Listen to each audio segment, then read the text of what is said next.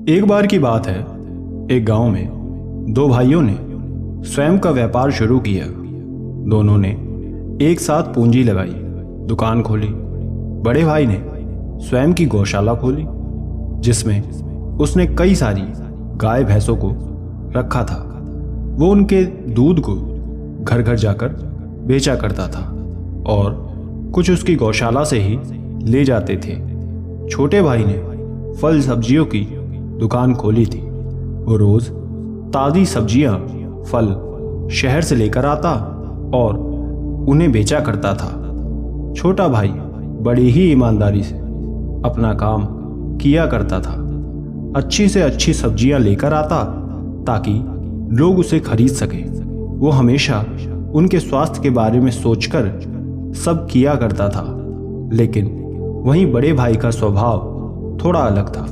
वो स्वभाव का काफी छल कपट वाला था। वो जब भी दूध बेचने जाता उसमें मिलावट कर देता, जिससे शुरुआत में उसकी काफी कमाई हो रही थी। पूरे गांव के लोग उसी से दूध लिया करते थे। छोटे भाई ने बड़े भाई को बहुत बार समझाया कि वो गांव के लोगों के साथ गलत कर रहा है। वो विश्वास के साथ उससे दूध लेते हैं और वो मिलावट कर रहा है, ये गलत है। लेकिन वो कहता है कि यदि मैं तुम्हारी तरह ईमानदारी से व्यापार करने लगा तो मेरा पेट नहीं भरेगा। तुम देखो कितना सा कमाते हो और मुझे देखो। ये सुन छोटा भाई चला जाता है। वो हमेशा उसे समझाता, लेकिन बड़े भाई का हमेशा यही उत्तर होता कि जहां लाभ हो वहीं काम करो। धीरे धीरे जब छोटे भाई ने यह सब देखा तो उसके मन में यह विचार आया कि शहर से हमेशा ताज़ी सब्जियां, फल लेकर आता हूँ, सबको बेचता हूँ, लेकिन फिर भी मेरी इतनी कमाई नहीं होती। लोग दूसरी जगह से सामान खरीद लिया करते हैं। मैं जितनी पूंजी लगा रहा हूँ उसका बहुत कम मुनाफा मुझे हो रहा है। मुझे कुछ भी लाभ नहीं हो रहा। वहीं मेरा भाई कितने कम समय में कितना मुनाफा कर चुका है। वो सही कहता है कि ईमानदारी से कुछ नहीं होगा। मुझे भी उसी मार्ग पर चलना चाहिए। उसी गांव में एक प्रख्यात महात्मा रहा करते थे। उन्होंने उसी गांव में अपनी एक कुटिया बना रखी थी, जहां उनके साथ उनके कुछ भिक्षु भी रहते थे। वो प्रतिदिन उन्हें शिक्षा देते, उपदेश देते, सही मार्ग बताया करते थे। उन दोनों भाइयों में से छोटे वाला उन महात्मा से काफी प्रभावित था। वो हमेशा उनकी सभा में जाता, उनकी शिक्षाओं को सुना करता था। आज तक वो उन्हीं के बताए मार्ग पर चलता आ रहा था। प्रतिदिन की तरह वो महात्मा के यहाँ उपदेश सुनने के लिए गया हुआ था। उस समय महात्मा सभी शिष्यों से कहते हैं कि व्यक्ति जैसा कर्म करता है उसे वैसा ही फल मिलता भी है। इसलिए कभी स्वयं से गलती नहीं करनी चाहिए, छल नहीं करना चाहिए। ये सुन वो व्यक्ति कहता है कि गुरुवर, मैंने आज तक आपके सारे उपदेशों को सुना है, उसे अपने जीवन में उतारने का प्रयास किया। जो आपने कहा उसे माना, लेकिन मैं आपकी इस बात से सहमत नहीं हूं। ये सुन महात्मा उससे कहते हैं कि क्या तुम्हें कोई शंका है तो बता दो। ये सुन वो व्यक्ति कहता है कि यदि व्यक्ति को उसके कर्म के अनुसार फल मिलता है तो मेरे साथ या मेरे भाई के साथ ऐसा क्यों नहीं है। हम दोनों ने साथ में व्यापार शुरू किया। आज उसका काम मुझसे अच्छा चल रहा है, वो मुझसे अधिक कमा रहा है, जबकि मैं उसके आगे थोड़ा बहुत ही मुनाफा कमा पाता हूँ। मेरा भाई इस गांव में दूध बेचता है, वो प्रतिदिन उसमें मिलावट करता है और वहीं उसे गांव में बेचता है और सब उसे खरीदते भी हैं। अब उसकी उसी से इतनी कमाई हो रही है, जबकि मैं रोज शहर से जाकर ताज़ी फल सब्जियां खरीद कर लाता हूँ, उसे बेचता हूँ, तब भी उससे कम कमाता हूँ। इसका अर्थ तो स्पष्ट हुआ कि पाप की कमाई सही है, ईमानदारी की नहीं है। जो व्यक्ति पाप करके कमाता है वो सुखी है, खुश है, उसका कोई बुरा नहीं करता और ना ही होता है। लेकिन हमारे साथ वैसा नहीं है।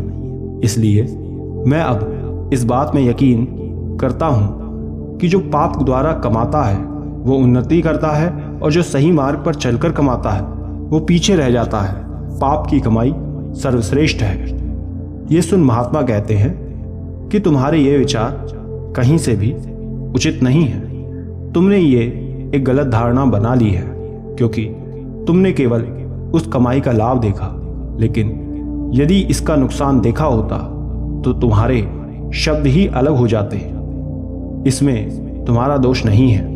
ये सुन वो व्यक्ति कहता है कि आप कहना क्या चाहते हैं गुरुवर।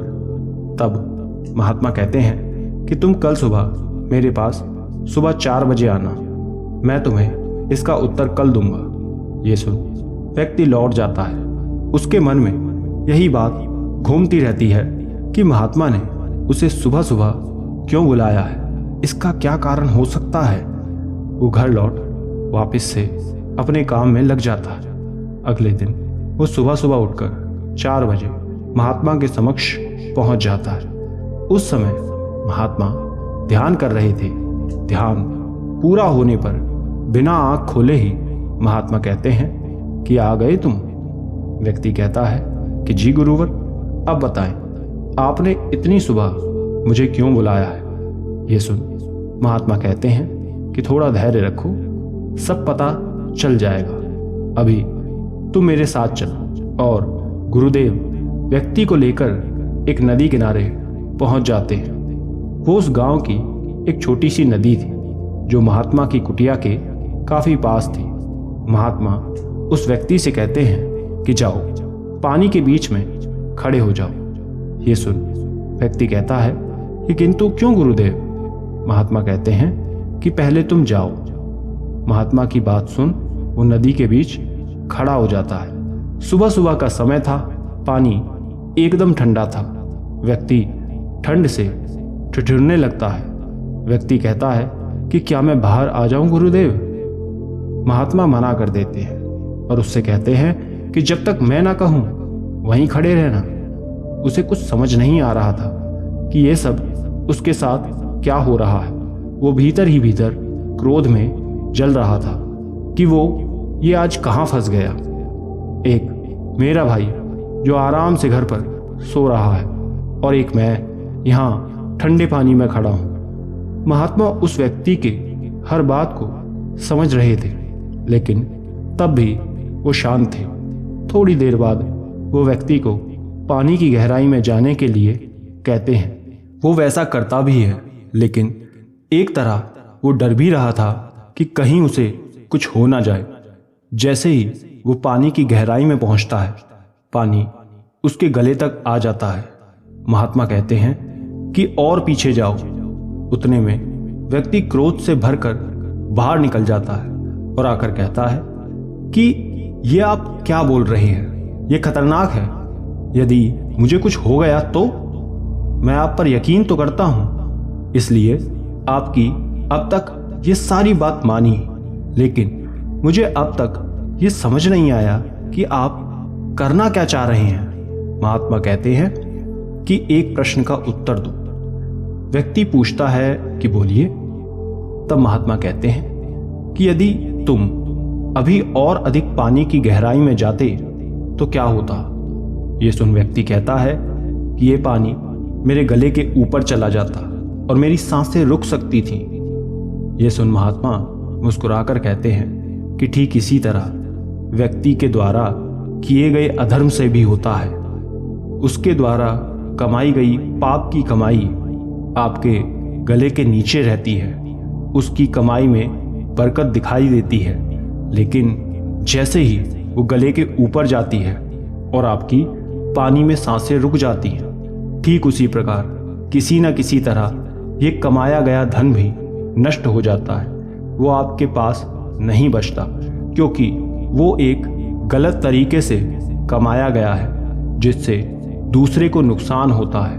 तो जब उनकी हानि होगी तो आपको लाभ कैसे होगा। ये सुन व्यक्ति कहता है कि लेकिन मेरे भाई की कमाई में तो उन्नति हो रही है। तब महात्मा कहते हैं कि प्रिय, ये लाभ उन्नति क्षण भर की है, उससे आपको ज़्यादा लाभ नहीं होगा, केवल हानि होगी। अब वो हानि आपके यहाँ चोरी करने से हो या आग लगने से, व्यापार में नुकसान होने से हो, चाहे कोई भी प्रकार हो, लेकिन वो नष्ट हो जाएगा। इसलिए कहा जाता है कि पाप की कमाई पाप की ही रहती है, उसमें आपको कोई लाभ नहीं होता, ना उन्नति मिलती है, ये केवल विनाश करती है। इसलिए व्यक्ति को सही कर्म करते हुए ईमानदारी से कमाना चाहिए। महात्मा की बात सुन उस व्यक्ति को उनकी सारी बातें समझ आ जाती हैं। ये एहसास हो जाता है कि गलत तरह से कोई काम नहीं करना चाहिए, वो पाप का भागी बनता है। महात्मा व्यक्ति को समझाते हैं कि दूसरा यदि अन्याय कर रहा है, गलत कर रहा है, तो हमें उसकी नकल नहीं करनी चाहिए, स्वयं के कर्म पर ध्यान देना चाहिए। व्यक्ति महात्मा से प्रभावित हो जाता है और स्वयं के व्यवहार के लिए क्षमा मांगकर वापस उनके साथ लौट जाता है।